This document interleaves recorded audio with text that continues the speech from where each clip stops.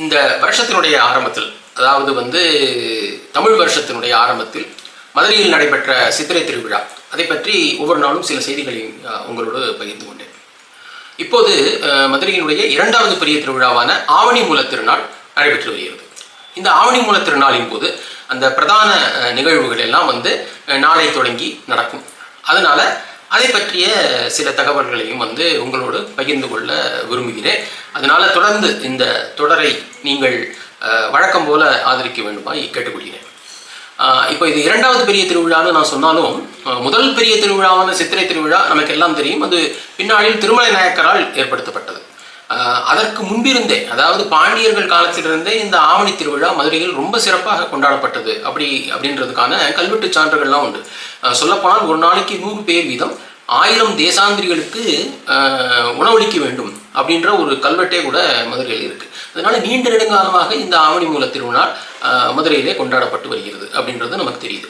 இப்போ சித்திரை திருவிழாவை எடுத்துக்கிட்டோம்னா அதில் முக்கியமான நிகழ்வுகள் எல்லாம் மீனாட்சி அம்மனை சுற்றியே நடக்கும்.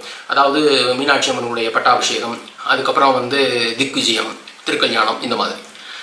அதே மாதிரி ஆவணி மூல திருவிழாவில் பிரதான நிகழ்வுகள் எல்லாமே சுந்தரேஸ்வரரை வைத்தே நடைபெறும்.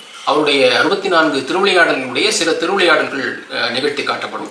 அதுக்கப்புறம் சுந்தரேஸ்வரருக்கு பட்டாபிஷேகமும் இந்த மாதம் தான் நடைபெறும். பொதுவாக இந்த கல்யாணமானவங்களை மதுரையா சிதம்பரமா அப்படின்னு கேட்கறது வழக்கம். ஏன்னா மதுரைனா மீனாட்சியினுடைய ஆட்சி அப்படின்னு சொல்றதுக்காக.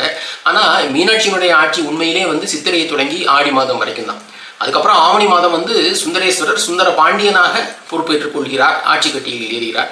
அவருடைய ஆட்சி தான் வருஷத்தினுடைய நிறைவு வரைக்கும் நடக்கும். அவருடைய பேரை வச்சு தான் பின்னால் பல பாண்டிய மன்னர்கள் சுந்தர பாண்டியன் அப்படின்ற பெயரை கூட வச்சுட்டு வந்தாங்க. இத்தனை சிறப்புகளை உடையது இந்த ஆவணி மூல திருநாள். அதே மாதிரி ஒரு திருவிழாவினுடைய கொடியேற்றம் நடந்த உடனே அதற்கான நிகழ்வுகள்லாம் தொடங்கிடும். ஆனால் ஆவணி மூல திருநாள்னா அப்படி கிடையாது. இது போன 9ஆம் தேதியே கொடியேற்றம் நடந்துருது. ஒரு வாரம் சந்திரசேகர் திருவிழா அப்படி சொல்லி சந்திரசேகரர் மட்டுமே திருவீதி உலா வருவார். அதற்கு பிறகு இப்பொழுது நாளை 16ஆம் தேதி முதல் முக்கிய நிகழ்வுகள் எல்லாம் ஒவ்வொரு நாளைக்கும் ஒவ்வொன்றும் நடக்கும். முக்கியமாக இந்த திருவிழாவிலே 5 கொடிகள் ஒரு காலத்திலே துவஜாரோகணமாக ஏற்றப்பட்டது. இப்போ ஒரு கொடி, ரிஷப கொடி மட்டும் ஏற்றப்படுகிறது. அதனுடைய நிகழ்வு தான் நீங்கள் பார்த்து கொண்டிருப்பது. ஆகவே இந்த ஆவணி மூல திருநாளில் சுந்தரேஸ்வரருடைய அந்த பெருமைகளை பற்றி நாம் பார்ப்போம்.